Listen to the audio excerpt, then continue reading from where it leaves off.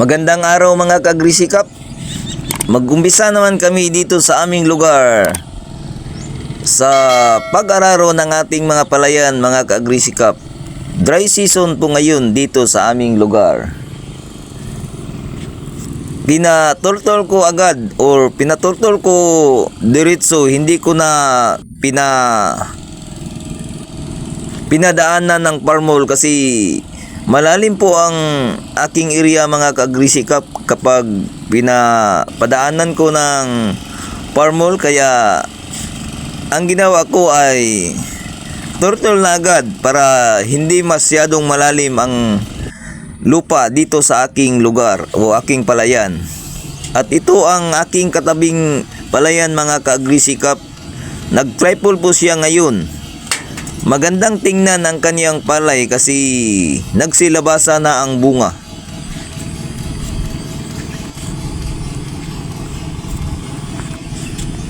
Hindi pa sumasapaw ang bunga ng kaniyang palay o bunga ng kaniyang palay mga ka-agrisikap. Pero maganda ng tingnan kasi birding-birdy pa ang kaniyang palay. Kahit naglabasa na ang bunga mga ka-agrisikap, pero tingin ko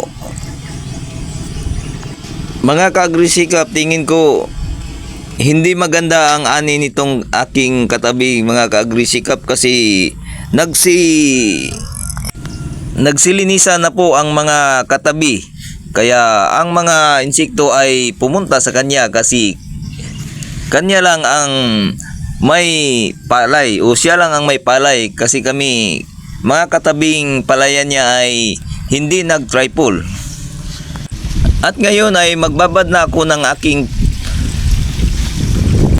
binhi mga ka-agrisikap. Lungping 2096 po ang aking binhi ngayon at may 3 kilos na Lab 77. Dito ko na lang po ito ibabad sa malaking balde mga ka-agrisikap. Isang araw lang at sa mamayang hapon or hanguin na po ko na po itong aking punla mga ka-agrisikap para kinabukasan or isabog ko na po itong aking binhi mga ka-agrisikap bukas ng hapon para malamig sa gabi kasi walang init. Maganda naman ang tubo ng aking binhi mga ka-agrisikap, kaya isabog ko na po ito ngayon. Ito na po ang aking ginawang punlaan. 6 na plat po ito mga ka-agrisikap or 6 plat.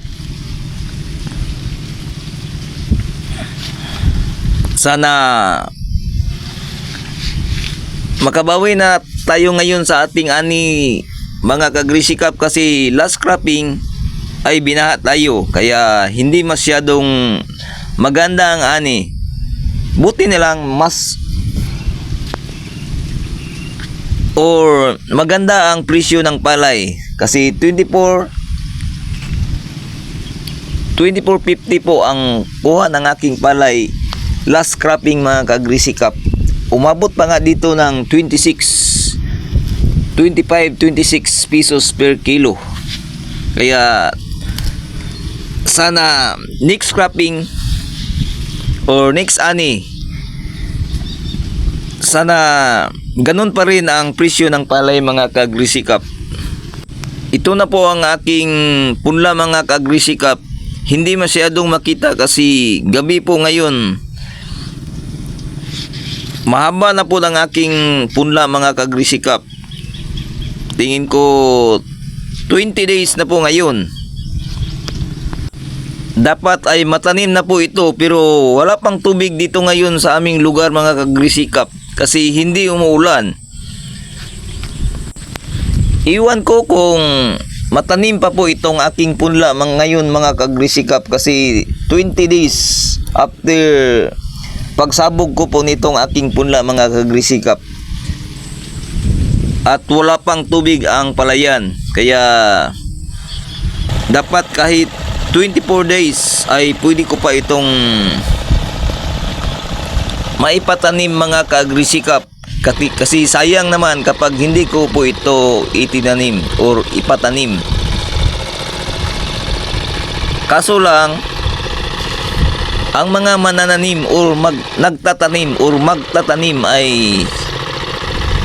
hindi sumipot nung aming usapan. Sabi niya bukas na naman raw kasi hindi pa natapos ang kanilang tinaniman. At kinabukasan, sinabi na naman nila na bukas na naman ulit kasi hindi pa raw natapos ang kanilang tinaniman. Kaya hindi ko na lang tinanim ang aking punla mga kagrisikap kasi 28 days na po.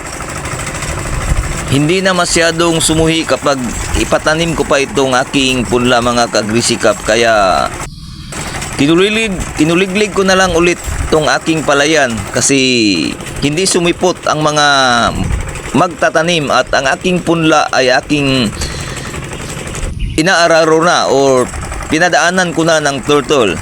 Kaya ngayon kinuliglig ko naman kasi maraming mga damo na lumilitaw kasi automatic sana itong aking pagtatanim ngayon mga kaagrisikap kasi mahaba ng aking binhi or punla. Pero ang kasamaan ay hindi sumipot ang mga manananim. Kaya ito ang nangyari. Magsabog tanim na lang po ako mga kaagrisikap. Kuligligin ko lang ulit itong aking palayan para madaanan itong mga damo na lumilitaw. Ang aking binhi na binili ngayon mga kaagrisikap ay RC160.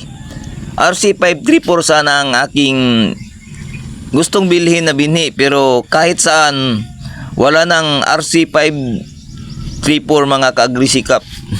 At ito na lang ang kanilang natira na binhi, RC160. Kaya ito na lang po ang aking binili mga kaagrisikap, ang aking itanim ngayong dry season dito sa aming lugar. 4 na sako, 40 kilos per sacks, kaya 160 kilos ang aking binhi ngayon sa aking 1.5 or 1.5 hektarya mga kaagrisikap. Ang kagandahan pala nitong RC160 mga kaagrisikap ay mabilis tumubo. Kasi ngayon lang po ako nakatanim ng RC160 mga kaagrisikap. Kasi dati noong RC160 dito sa aming lugar ay madaling masira ng mga insekto or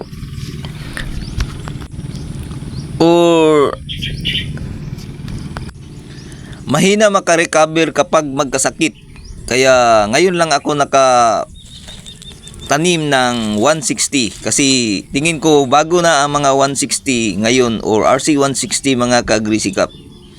At ito ang aking gamitin ngayon sa pagsabog tanim mga kaagrisikap, itong 3-in-1 na sprayer. Pwedeng gamitin pang spray, pwedeng gamitin pang abono, at pwedeng gamitin pang sabog tanim. Hiniram ko po ito sa aking kapatid mga kaagrisikap kasi maganda kapag ito ang gamitin sa pagsabog tanim kasi pantay ang distance ng palay or pantay ang distance ng binhi mga kaagrisikap.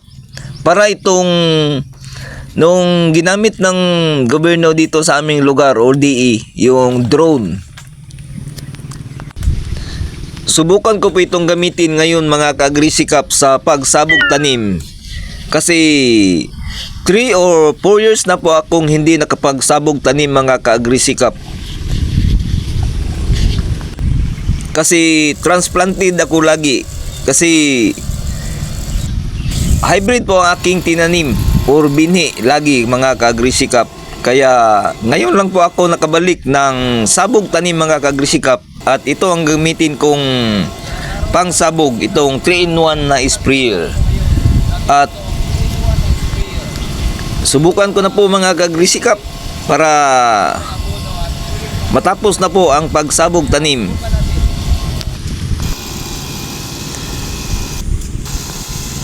Madali lang po itong gamitin sa pagsabog tanim mga ka-agrisikap, basta sa dulo ay may bini na rin na mailagay sa sprayer or itong ginamit ko na pangsabog tanim. Tingnan nyo mga ka-agrisikap po, pantay talaga ang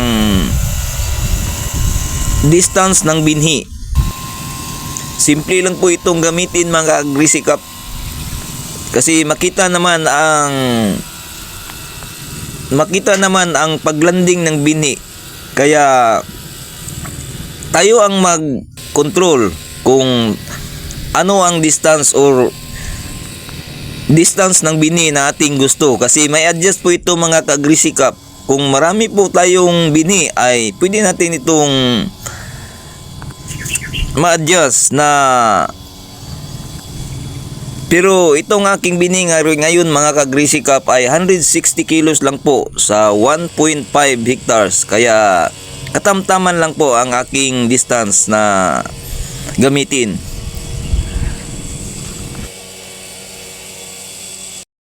Hanggang dito na lang po mga ka-agrisikap. Kasi ito ang nangyari sa aking palayan na transplanted sana pero napunta sa sabog tanim. Kaya abangan na lang natin ang resulta nitong aking sabog tanim mga ka-agrisikap sa panahon ng anihan, kung makahabol ba sa ani ng hybrid rice itong aking binhi ngayon na RC160. Hanggang dito lang mga ka-agrisikap. Bye bye. Angin, tilaok ng manok sa bawat patak ng pawi sa lupa. May kwento ng buhay, may pag-asa. Breve tabang pinapakita ang sunrise. Palayan shots, drone clips. Mula pagkabata, sa putik na ang daan. Araw-araw sa bukid kasama ang magulang.